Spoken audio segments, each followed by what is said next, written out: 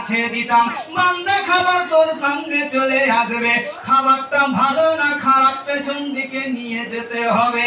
আল্লাহ রাব্বুল আলামিন বলেছেন, বান্দা তোকে আমি এত মহব্বত করে বানালাম, এত মহব্বত করে বানালাম, তারপরে খাবারটা তোর দুর্গন্ধ না ভালো, তোকে বগলটা উঁচু করে খাবারটাকে নিয়ে যেতে হতো।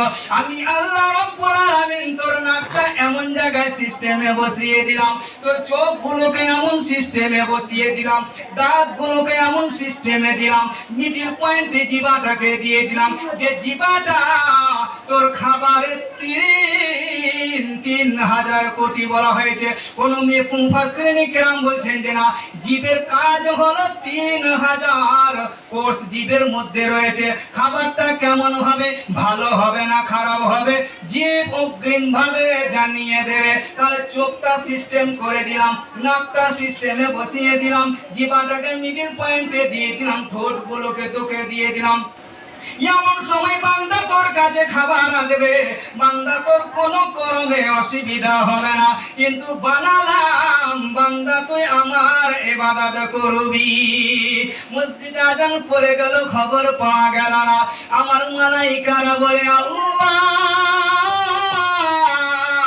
আমরা বলেছিলাম মানব সৃষ্টি করতে হবে না, দেখো দেখো বান্দা মসজিদে আজান পড়লো, পাওয়া গেল না। মহান রব্বুল আলামিন বলছেন, ফেরেশতা তুই চুপ কর, আমার বান্দা যদি একবার কলমা পড়ে একবার যদি তওবা করে নাই, মহান রব্বুল আলামিন বলছেন আমি তার সমস্ত গুনাহ খাতাগুলোকে আমি ক্ষমা করে দিই।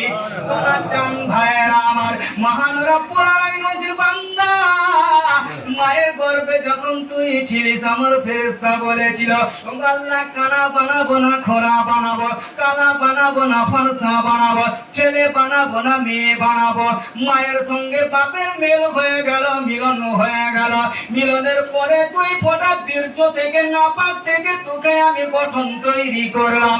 3 মাস 4 মাস 5 মাস 10 মাস তোর অতিবাহিত হয়ে গেল, 10 মাস 10 দিনের পরে বান্দা তোকে দুনিয়ায় তোকে ভূমিষ্ঠ করালাম। ফেরেশতার ডিউটি শেষ হয়ে গেল, ফেরেশতা চলে গেল।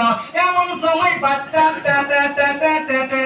করে কান্না করে, বাচ্চাকে যদি জিজ্ঞাসা করা হয় তুমি ভূমিষ্ঠ হয়েছ, বলো বান্দা